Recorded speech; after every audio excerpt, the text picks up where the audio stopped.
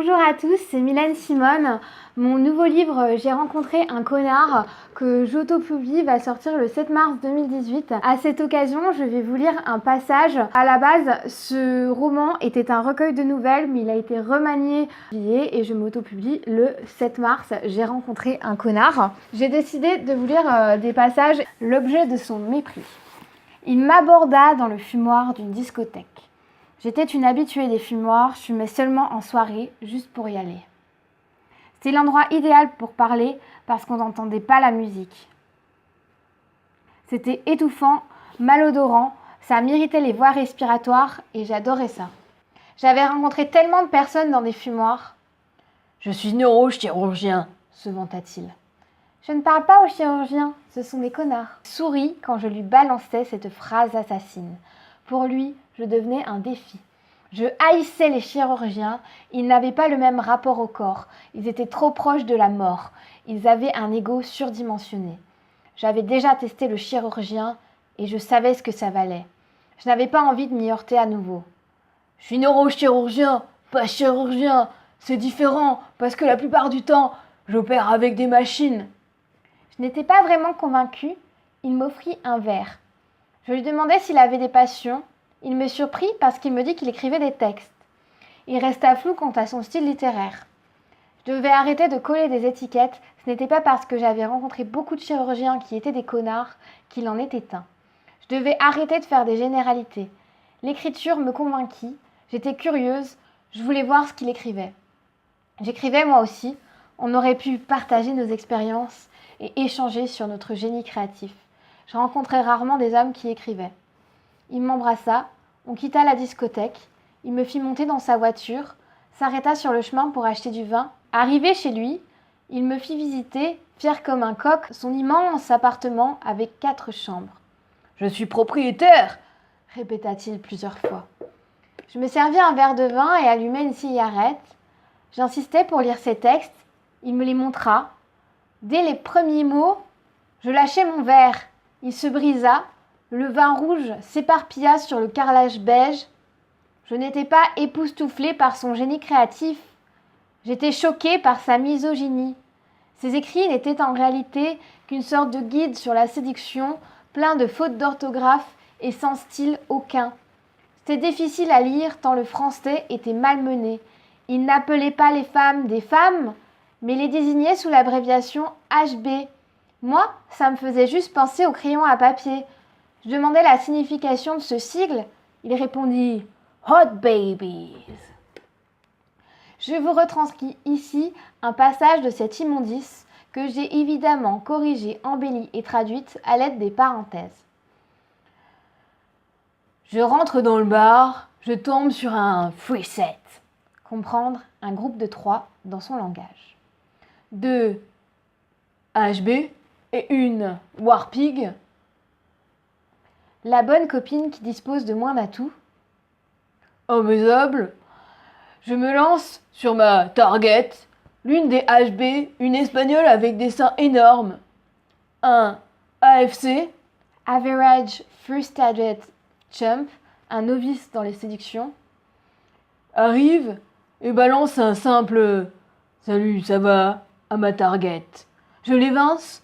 Je me moque de sa coupe de cheveux, ma targetterie, je tente un kino, contact physique, en attrapant sa main. Elle ne me repousse pas, elle est trop sûre d'elle, je lui envoie un egg, une remarque déstabilisante, sur son poids pour la faire flancher.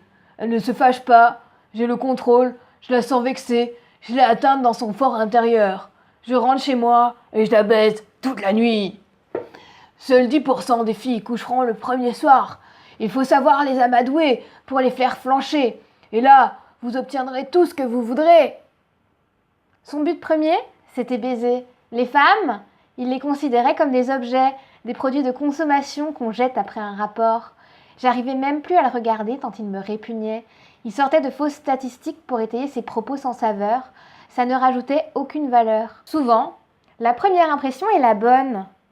Je savais que les chirurgiens étaient des connards. Il était chirurgien et il en était un. Alors, qu'est-ce que tu en penses ? Je critiquais ouvertement ses écrits. Je ne pouvais pas faire semblant.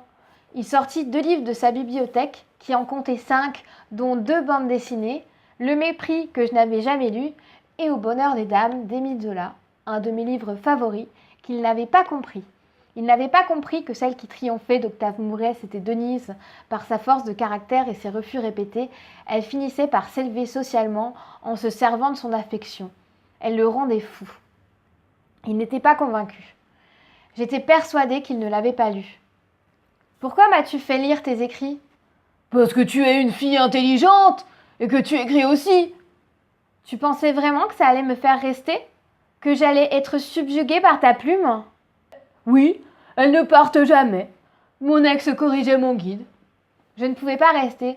Je ne voulais pas figurer sur son tableau de chasse. « Si je publiais mon guide, je deviendrais immensément riche.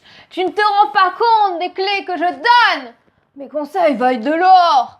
Avec eux, tous les hommes coucheraient le premier soir. On n'aurait plus besoin de se mettre en couple. » se glorifia-t-il. Je ne pouvais plus supporter l'ego surdimensionné du chirurgien qui se voyait grand écrivain. Comment il pouvait vivre avec l'unique but de tirer son coup avec une femme différente tous les soirs? Et la passion, le frisson, la déraison, la communication? Pour lui, les femmes n'étaient qu'un trou. À force de l'entendre débiter ses conneries, mes oreilles bourdonnaient.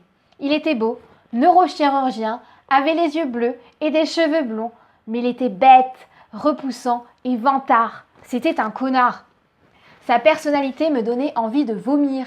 J'avais envie de venger les femmes, de venger toutes celles qu'il avait prises pour du pâté, qui s'étaient faites envenimer par ses techniques de manipulation, séduction. Je détestais les chirurgiens, je détestais les coachs en séduction. Lui, il combinait les deux. Je voulais piétiner ses yeux avec mon talon. Je le regardais en remettant mon manteau. Je m'en vais. Il me fixa. « Quoi ? Mais comment ? » ?»« Je m'en vais, répétai-je. « Attends, pourquoi tu pars ? J'ai de l'argent et je suis neurochirurgien. Je sauve des vies. » Il se précipita sur son ordinateur. « Je vais te montrer des vidéos de mes opérations. » Je remis mon écharpe. Je me dirigeais vers la porte. Je n'en avais rien à faire de ces vidéos. C'était un monstre d'égoïsme qui voulait continuellement se mettre en valeur. Il était pitoyable. Je déverrouillai la porte. Il me saisit le bras. « Reste. Demain, on décore le sapin de Noël. » Je le poussai. « Non, m'écriai-je. Je veux juste partir. »« Comment tu vas faire ? On est dimanche, il est 6h du matin, il n'y a pas de tramway. »« Je me débrouillerai, répliquai-je. J'ouvris la porte et me précipitai vers l'ascenseur. « Arrête ! Reviens ! Tu sais, chez moi, j'ai un proxy. Je vais tout prendre dans ton téléphone, tout diffuser, tes photos, tes messages, tes appels. Ta vie privée sera éparpillée. » Ça ne sert pas à ça, un proxy. De plus, s'il était possible de le faire et que tu le faisais, n'oublie pas que je suis avocate. La captation illicite de données est un délit pour lequel tu peux encourir jusqu'à 1 an d'emprisonnement et 45 000 € d'amende. Plus encore si ce que tu diffuses a un caractère sexuel. Si quelque chose arrivait, je t'en ferais voir de toutes les couleurs parce que je n'avalerai jamais tes couleuvres. En réalité, je n'étais pas encore vraiment avocate, mais ça, il ne le savait pas. L'ascenseur arriva, je me précipitai à l'intérieur et appuyai sur le bouton pour fermer les portes devant sa mine défaite. Arrivé en bas de la résidence, je n'arrivais pas à ouvrir la grille. Je forçais, je ne trouvais pas le bouton. J'étais paniquée, j'avais peur de lui, peur qu'il me suivît. Je m'accrochais à un buisson et escaladais. J'atterris de l'autre côté en m'égratignant les paumes de main. À un carrefour, je tombais sur des vélos partagés. J'en pris un et roulais jusqu'à chez moi, les cheveux au vent, dans la nuit. J'étais fière de m'être échappée de cet individu. Je me débrouillais toujours, je m'en sortais toujours. J'avais une bonne étoile au-dessus de la tête, elle veillait sur moi et j'étais toujours intacte. Je lui souhaitais de devenir une femme, de devenir ce qu'il considérait comme un objet, comme le trou qui lui permettait de vidanger ses roubignoles. Je rentrais chez moi, je m'endormis et j'oubliais cette histoire. Plus d'1 mois passa, je revins dans la même discothèque. Une femme blonde aux yeux bleus me toisait. « On se connaît ?» demandai-je. « Toi, tu ne me reconnais pas. Moi, je te reconnais. » Je n'avais aucun souvenir de cette femme. Qui était-elle? La femme ou l'ex de l'un de mes amants? Une amie d'amis? Son visage me disait quelque chose. On s'était déjà rencontrés quelque part. Désolée, mais je ne me souviens pas. Fais-moi redevenir comme avant, je t'en supplie. Je ne compris pas. Comme avant, murmurai-je interloquée. Quand tu es partie de chez moi, je me suis endormie. Quand je me suis réveillée, je me suis sentie différent. J'ai voulu gratter mes testicules. Elles n'étaient plus là. Je n'avais plus de pénis non plus. Ma poitrine avait gonflé. Je me mis à rire bruyamment. Je t'en supplie, reprit-elle. Je ne sais pas comment tu as fait, comment c'est possible, mais je n'en peux plus d'être une femme. Je veux redevenir un homme. Je suis tordue de douleur quand j'ai mes règles. Je me fais sans arrêt aborder par des hommes de façon vulgaire. J'essaie de les ignorer et ils m'insultent. On me touche les fesses dans le tramway. Je ne peux même plus opérer parce qu'à l'hôpital, on ne me reconnaît plus. Son regard était triste. Je restais choquée. Je me demandais où était la caméra cachée. Je ne savais pas ce que j'avais fait. J'avais juste souhaité très fort que ce neurochirurgien, vantard et connard, devienne une femme. Et j'avais été exaucée. Je ne peux rien faire, bredouillai-je. Je t'en prie, vraiment, je te promets de ne plus être un connard. Être une femme, c'est un enfer. J'ai couché avec un garçon, je n'ai pas vu, et il a retiré le préservatif en plein acte. Depuis, j'ai la nausée, je n'ai toujours pas mes règles. Je crois que je suis enceinte. J'ai peur de l'épisiotomie et des violences obstétricales.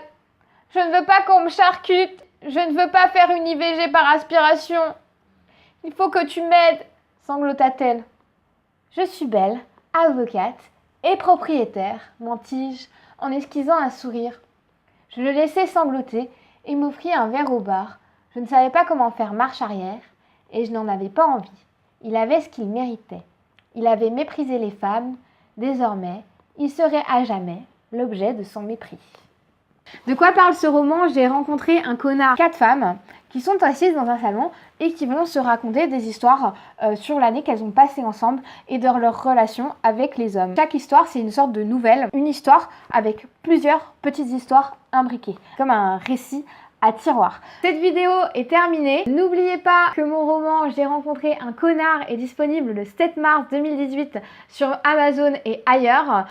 Si vous aimez cette vidéo, si vous aimez mon travail, n'hésitez pas à commenter, à me laisser un pouce, à partager cette vidéo et à vous abonner à ma chaîne. Sur ce, lisez des livres parce que c'est important et que ça favorise l'imagination.